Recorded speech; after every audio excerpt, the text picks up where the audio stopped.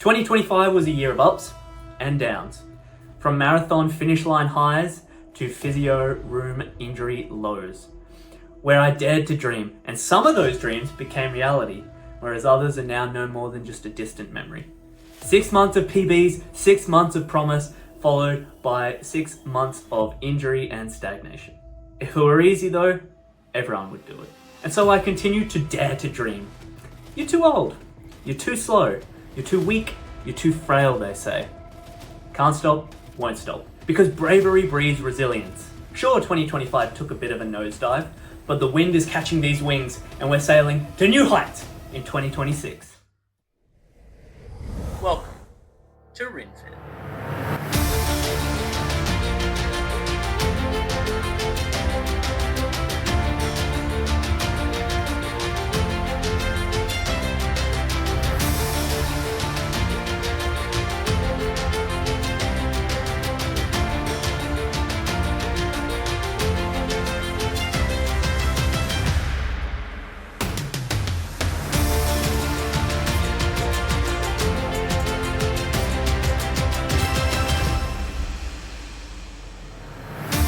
Happy New Year, everyone! Thank you for all the support in 2025 as I kicked off my YouTube journey, and I am very much still learning the ropes. However, I have big goals set for 2026, and I'm really hoping you join me for the ride. Stick around to the end of the video to hear what I'm striving for in 2026 and what the RinFit year has to come.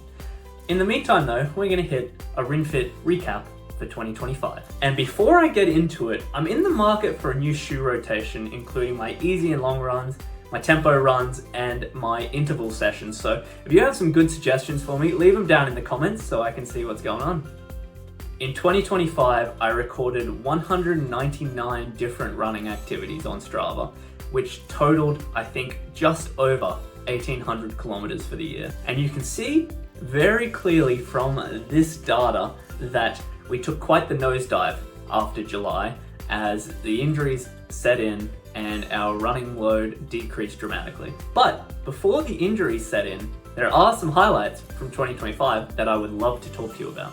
First, I take you to Wynnum Parkrun, where I set my all-time PB for Parkrun. And I have to be honest, I didn't go all out on this run. I didn't go there thinking I'm gonna run a PB today. I kind of went in thinking I'm just gonna run to feel. If it hurts a little bit, then I'll just pull it back, but at no point did I really push myself into that pain cave. So when I got to kilometer 4 or so and saw the time on my watch, I was a little bit shocked and thought, hey, maybe I'll just push a little bit to the finish here, and I finished with a new Parkrun PB of just over 18 minutes. This was also my first trial in my Hoka Ciellos, or as I like to refer to them, my Lux Rays. Gotta say, they felt exceptional. The effort that I had to put in to run faster felt so much less. And keep watching this video because you'll find out that the Lux Rays went on a bit of a hot run around the middle of the year. From Wynnum down to the Gold Coast to Robina Stadium, where I took on my first race of the year in the Gold Coast Running Festival. It was 2 weeks after Wynnum and I took on the Brooks Half Marathon. The week leading up to the race was exactly the opposite of what good prep looks like. 5 days out, I was literally crawling around my house because every time I stood up, I threw up. It was not fun, and come half marathon morning, I was still feeling quite upset in the stomach. So I had no high aspirations for this race other than let's just finish. And so I had a plan of going at a leisurely 5 minutes per kilometer. And so that was the plan. However, 5 kilometers in or so, I started thinking, you know what?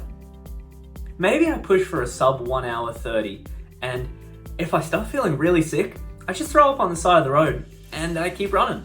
And that's exactly what I did, minus the throwing up on the side of the road. That didn't happen, fortunately. But I did only have 3 of the 5 gels that I'd planned for the run, because after the third, I knew that I couldn't stomach another one, that it would come out if I tried to have another. And because I wasn't feeling well, the Lux Rays did not make an appearance. Instead, I did the run in my Saucony Endorphin Pros, or as I refer to them, my Solar Flares, who have treated me pretty well all year. In the end, I came in with a Strava half marathon PB of 1 hour 29:30.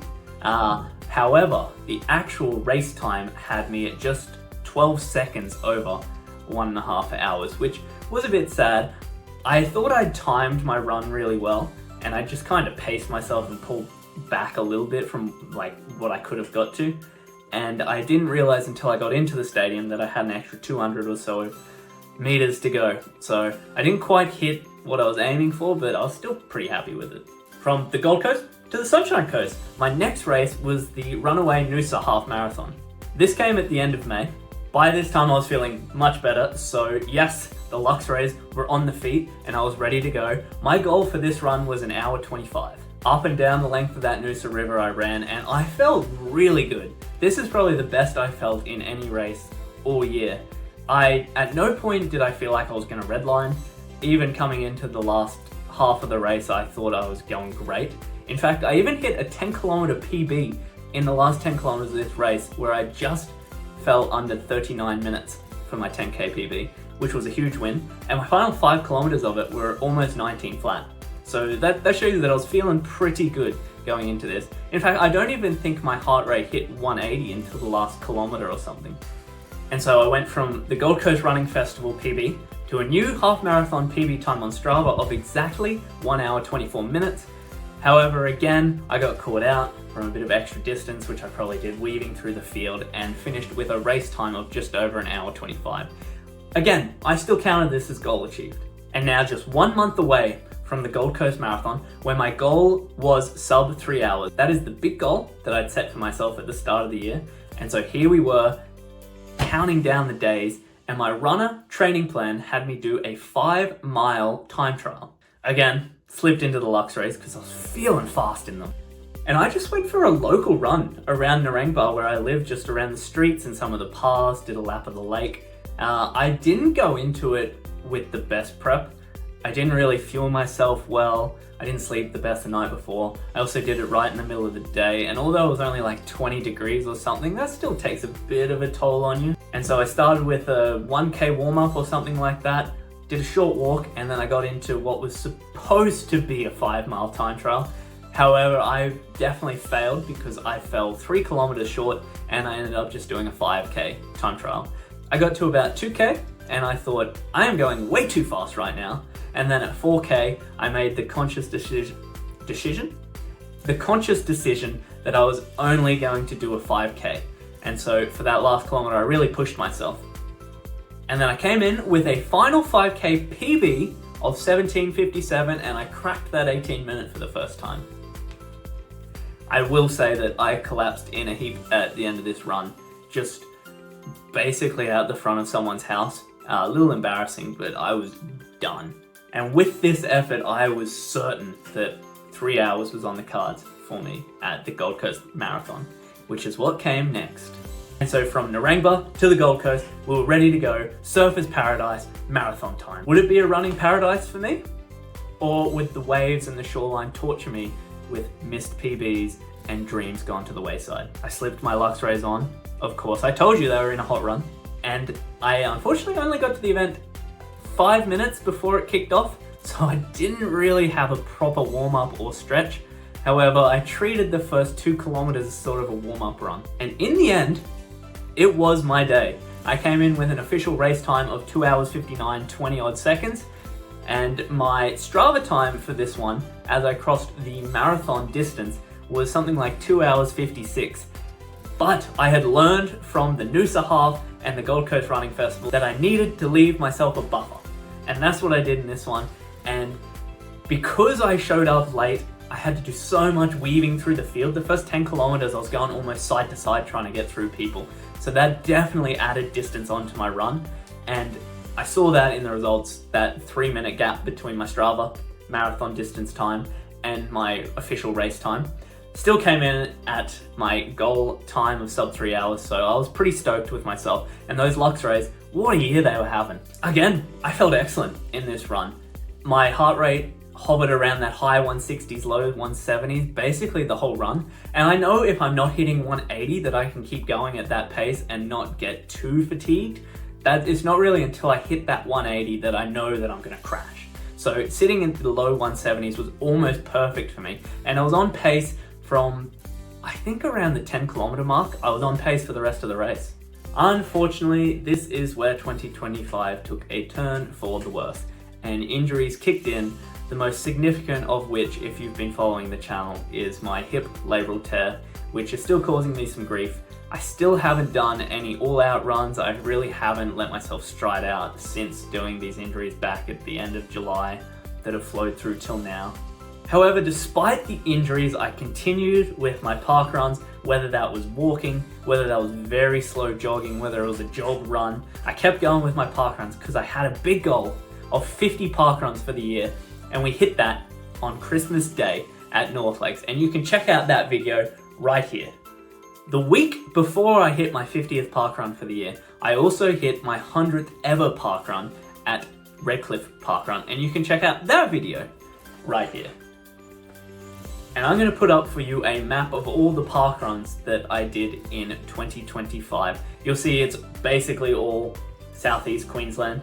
That's where I live. We haven't really traveled this year, so there is a nice little cluster here, but we definitely shared the love around the 39 or 40 or so actual parkrun locations. So now, with New Year's Eve officially behind us, it's time to look forward to the future goals. And while I'm still working through injury at the moment, I'm hoping by March, maybe end of March, to be back in an actual training program as we get set for the Gold Coast Marathon in July. Because my first major goal of 2026 is a sub 2 hour 50 Gold Coast Marathon time, and hopefully a Boston Marathon qualifying time. Me and a couple of mates are gonna have a crack at this. I also have a plan of a sub 1 hour 15 half marathon to hopefully do in the first 9 months of the year. Where is this gonna be? Not entirely sure yet, it's kind of up in the air, but that is my goal for the half marathon. I've got a goal of a 5K PB of 16:30, and that is a stretch. Yes, I hear you, that is a stretch. But I feel like if I can be injury free and running freely, I can get there by maybe November. It's a big goal, but I reckon we can hit. I also have a 10K PB. This is the most unlikely, and this is the lowest priority on my list of sub 35 minutes. Maybe I could try that at the GC50 this year. I know that's a really nice course, so that might be a good place to try it out, although it is in a sort of hotter month, so maybe not the best, but sub 35 seems a bit out of reach, but that's my real stretch goal for this year. The 5K is a stretch. The 10K is like tippy toes reaching as high as I can stretch. I also want to compete in one actual track race this year. Not sure of the distance, I haven't locked that in yet. I'm thinking maybe something like an 800, something where I can embarrass myself the least with how slow I am compared to the rest of the competition. Also because most of the people that do the track races are quite young. I imagine I'll be the oldest there by quite some bit. I do also have some lifting goals, and while the physio has told me that heavy squats probably isn't in my near future, I am hoping to bump my bench press PB up to 135 kilos. I equaled my 130 kilo bench press PB this year. You can check that video out right here. And I'm hoping for a deadlift PB of 220 kilos. Let's see how we go with those. On the Rinwell front, we've also got a few goals. These are more process goals than like actual achievement goals, and that's 1,000 minutes of meditation for the year, 100 yoga sessions, as well as an average of 7.5 hours sleep each night. That is the biggest lifestyle change that I'm trying to implement this year, because more often than not, I'm probably averaging around 6.5 hours sleep, which is also probably why I get injured so much and don't perform as well as I want. So I'm really gonna drill into focusing on my sleep this year, and I want to get that up around that 7.5, 8 hour mark on a regular basis. Whether that means sleeping a bit more on work from home days / weekends, or finding time and probably prioritizing that over some of the other things that I do. On the Rin Life side, there is some travel this year, thankfully. We're going down to Tasmania in May for a week, and we're also hoping to plan 2 weeks in Japan somewhere around October, November. I also plan to kick off some Rin food content. If you've watched the channel, you know I'm a very heavy advocate of pre-workout. It's one of my favorite parts of the day is taking my pre-workout. And so I'm planning to review a few pre-workouts, so let me know if that's something you're interested in. What a lot of you may not know is that I'm also a qualified PT. While my full-time job is as an accountant, I also do a little bit of PT on the side, and in 2025 I got my qualifications, I set up my business, and I have now taken on my first few clients, which is really exciting. I have a goal by the end of 2026 to have 10 RinFit PT clients, which I know doesn't sound like a lot, but I'm trying to keep that circle quite small considering full-time work, YouTube, running, lifting, life in general. So I want to keep that balance. I don't want to overwhelm myself, but I'm really excited for that.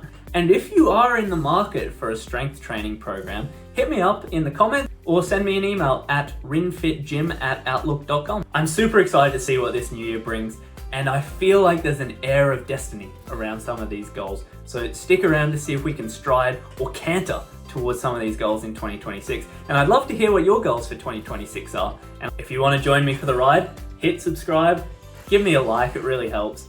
And I will see you in the next video. I'll catch you guys later.